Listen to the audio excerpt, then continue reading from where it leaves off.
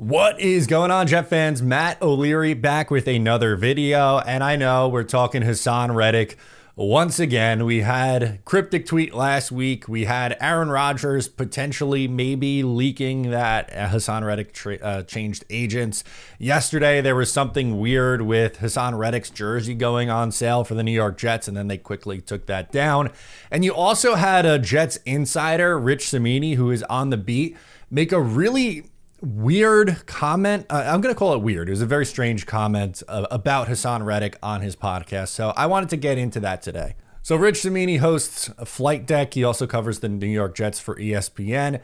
And he was talking about the latest on Haason Reddick. And he shared that Haason Reddick might be interested in going back to the Eagles. Let's roll the clip. Let's put it this way. A little birdie told me that Reddick, I don't think, would be opposed to something like that. I think Reddick is so frustrated with the Jets situation, and of course he did request a trade in August, so frustrated that he wouldn't mind going back to Philadelphia. Again, heard it from a little birdie, take it for what it's worth. Honestly, my favorite part of that clip was the initial Freudian slip at the beginning where he says little turdy instead of little birdie told him. That's just hilarious. And anytime we could poke fun at Rich Cimini, I think we have to do that.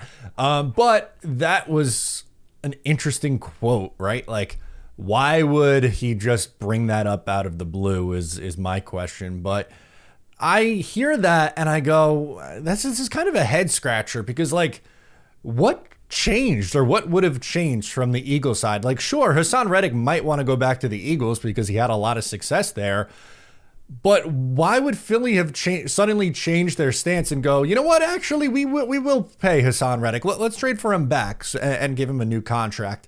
Because they clearly did not seem like they were willing to do that this offseason when they traded him away. I guess because people are going to point to, well, Bryce Huff has been a flop through his first 3 games with the Eagles. He hasn't been very good. And that's true. Bryce Huff has been a non-factor for the Philadelphia Eagles through their first 3 games of the season. I don't know if I'm victory lapping that if I'm a Jets fan. Some Jets fans are, which is fine. Saying Joe Douglas knew. He knew not to pay him. And you know what? That may end up being the case. I don't want to do that after 3 games. And I might get some pushback on this for this video or in this video. But if something like this were to happen, which I don't think it's very likely that the Jets are trading Haason Reddick back to the Eagles because, 1, I don't think the Jets will do it, and 2, the Eagles, I definitely don't think are going to take him back. But if something like this was on the table, like let's play the game for a second, I would take Bryce Huff back. And I know he hasn't been good the first 3 games, but I don't think Vic Fangio is using him correctly. Like, Fangio's an interesting guy, like had some great defenses in his day. I don't want to take anything away from him at the NFL level. Like, he's been a head coach. He's been in the league for a really long time. But I don't know if he's still that dude in 2024. Like, I think in his last couple spots, things have been a little bit interesting for him. And he usually doesn't stick around for very long. If you look at Vic Fangio's career, he has a lot of turnover. He was the DC with the 49ers from 2011 to 2014, Chicago Bears 2015 to 18, coached Denver 2019 to 2021. He was a consultant for the Eagles in 2022, the DC in Miami in 2023, and now he's back with the Eagles in 2024. So he's kind of bounced around the league a lot over the last 10 years or so. And yeah, with the Bears, he had really good defense. And with Denver, it was like, they were okay. They were kind of just mid. And I wouldn't say Miami was spectacular last year. And I don't think the Eagles have been great so far this year. But like, I don't know. Are we sure that Vic Fangio still has it at this point? I'm not so convinced. And we have 3 years of Bryce Huff being extremely productive with Robert Saleh as a sample size. It's not like, if it's weird that we're going to go, you know what, a 3-game sample size with Vic Fangio tells me that Bryce Huff isn't going to work anymore, and throw out the 3 years that he had with Robert Saleh and him being a really productive player. And like I said, do I think this is going to happen? Probably not. I would not put the chances of Bryce Huff actually coming back to the New York Jets and them trading Haason Reddick and the whole thing, but I wouldn't be so quick to scoff at that idea of a Bryce Huff reunion, because I think he would do well here, actually, and I was advocating for the Jets to keep him. Hey guys, I want to talk to you about today's sponsor, Lofi, the best nicotine pouches on the market. I was a baseball player growing up in high school. I played not at college, but into my college years playing travel baseball, and Picked up a really bad habit, which is something I regret doing, but I used to dip tobacco. I know, gross, disgusting. But Lucy really helped me stop. That's what I have right here with me. Some of my favorite flavors are the wintergreen and the mint, but I've also really been enjoying the espresso. Kind of gives you a kick, kind of tastes like coffee. I like it. When I feel a midday slump coming on is usually when I like to toss one in. So if you're looking to change up your nicotine habit, let's try out Lucy. You can go to code lucy.co/O'Leary and use promo code O'Leary to get 20% off your first order. Lucy offers free shipping and has a 30-day refund policy if you're not satisfied. Here comes the fine print, ladies and gentlemen. Lucy products are only for adults of legal age, and every order is age verified.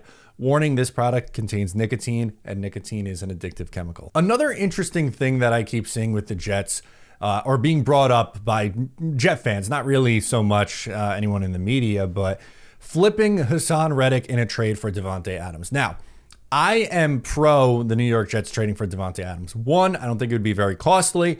Two, I think they could redo the contract. Three, even if they don't redo the contract, there's no guaranteed money left on the deal after this year, so they can get out of it. I don't think it's going to impact crazily.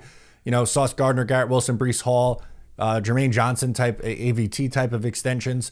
So I'm not really all that worried about like the 2026 cap. I know that keeps getting brought up, but I think this is something that would help the Jets try to push for a championship this year, or potentially in 2025 if they redo the year and stick him with the Aaron Rodgers window. But getting back to the Haason Reddick in a trade for Davante Adams, I just don't think it really makes all that much sense. Like, if the Raiders are trading Davante Adams, it means that they're not very good. And I don't think they're a very good football team. And I think the chances of them flipping an asset like Davante Adams is honestly pretty high. But if they were to do it, they want the draft capital. Why are they signing up for a disgruntled 30-year-old edge rusher? Like, it doesn't make sense. That's not helping them in the future. He's, now trading Haason Reddick to a team that's fighting for a championship, like, I don't know, the Chiefs or the Ravens or, whoever. That's a little bit different, but using him in a trade for Adams, I just don't really see. And then at the same time, you also have Philly did not get all that much from the New York Jets for Haason Reddick. They traded for him, the Jets did, before the 2024 draft, and they gave up a 2026 pick. So the Eagles got a third-round draft pick in 3 drafts from now, or at the time, now it's 2 drafts from now, but at the time, 3 drafts away. How, the math isn't computing to me. Like, how does that then turn into the Jets are going to be able to trade Haason Reddick in a package for Davante Adams? I think there's a reason why we saw the Jets move down in the draft last year and pick up a an additional third rounder for this year's class. I think it would take, in order to land in Adams, I don't think it's a first. I don't think it's a second. I think we're talking about a couple of mid-round picks. You have 2 third rounders. You have a 4th. Like, you could package something together and go out and land a veteran, which I would be for. Here's the official Matt O'Leary stance. 1, Haason Reddick's not going to get traded back to the Philadelphia Eagles. 2, Bryce Huff I don't think is coming back to the New York Jets, although I wouldn't scoff at the idea. 3, I do think the Jets end up trading for Davante Adams at some point this year. I don't think Haason Reddick's going to be a part of that deal. What happens with Reddick? Your guess is as good as mine. He could either show up like today or we never see him. And the longer this goes on, it's a real head scratcher. I have no idea what's going on with him and his agent. It's frustrating. All the things that we've already hit on and discussed, like, I get it.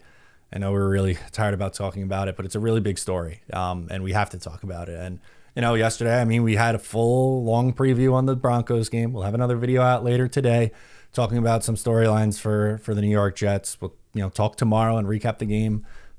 So there's something for everybody here. Like, I get it. I know that we don't love talking about Haason Reddick, but it's a big story. And when someone like Rich Cimini throws something out like that, we got to talk about it, even if it's something we don't agree with. So let me know down below your thoughts in the comments. I'm Matt O'Leary. I'll catch you next time.